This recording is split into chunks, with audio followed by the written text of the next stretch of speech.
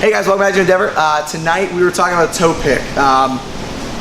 Really kind of gross motor, oh shit variation of dealing with this. Now when we talk about a toe pick from self-defense perspective, we're not talking about it from like I'm actually shooting for a low single or anything along those lines. We're talking about from a relatively shitty position.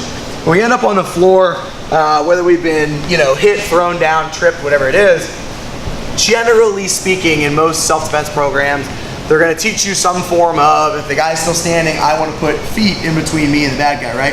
Because if he's got to go through my legs, there's some things I can do, and it's a relatively safe bet, all things considered. But shit happens, and if he pulls me backwards and I fall, or if I just fell in a bad spot, or I'm fighting more than one person, I don't know what the circumstances are, right? But he's already inside of my legs, right? So me just twisting before anything bad happens isn't exactly an option. So this is one place that you can utilize a toe pick. We're not saying this is the end all be all of this position, but it is something you can get into. When we talk about a toe pick, we're planting and anchoring one leg, and then from a self-defense perspective, I'm really just looking to trash the knee, right? So I'm gonna take my shoulder as absolutely hard and aggressively through the knee and hope that it tears stuff in the process, right? So I get a hold of that and I'm gonna drive and really turn, twist my body weight, drive over. For training purposes, we're not gonna do that. We're gonna aim more towards the shin. We're gonna allow our training partner, which is the bad guy for this, to be able to manipulate his leg and actually land safely. What I'm looking to do is get in nice and close and huddled up. If I stay way out here, I still risk getting booted in the head, right? So if I'm gonna do this, it's gotta be fast, it's gotta be aggressive, and it's gotta be in tight.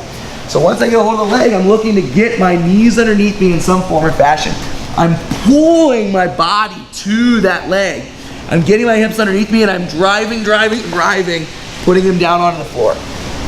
To be completely honest, we're looking at it from a self-defense perspective. I'm not really looking for a specific angle. If I catch him in the front of the shin or the knee, sweet. If I catch him on the side of the knee, sweet. If I catch him from behind the knee, sweet, right? The only difference is from behind the knee likes to buckle that way, so maybe I don't get a lot of damage on the knee. But it's still gonna work if I'm aggressive about it. If I'm quick and I'm aggressive about it, he doesn't be able to get away from it. So I get into here, I'm in a really shitty position. I'm gonna grab and anchor onto that. I'm gonna drive my body straight through the leg. Now, what I do from here is gonna depend on what you know, right? If I know anything about ground fighting, I can elevate the leg, keep a hold of it, get to a tall position, move my way into fight from there. Depending on how they fall, what position they fall in, maybe for whatever reason, I got kind of around the back, and I go this way, maybe I can pull the leg up, I can start working from the back position there. If you don't feel confident in going towards the head, honestly, maybe I'm just bailing. Maybe I'm just getting back to my feet, creating space, or just running away. So again, I'm in this really shitty position. I get a hold of the leg, drive that body weight in, and immediately turn around, tuck tail, and go. So again, we're just looking for an option for that really shitty spot. It's nothing you can do slow. It's gotta be really aggressive. Latch on, anchor the leg, drive the shoulder into it, play around with it. If you know more about ground fighting, then you can start looking at different angles and what do I do with the leg afterwards, and can I hold on to one and kick the other kneecap and things like that.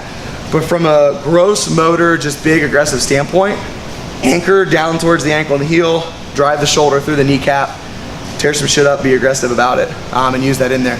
From a training perspective, be very careful for the good guys, right? Or for your training partners. You wanna make sure you're not doing any knee damage.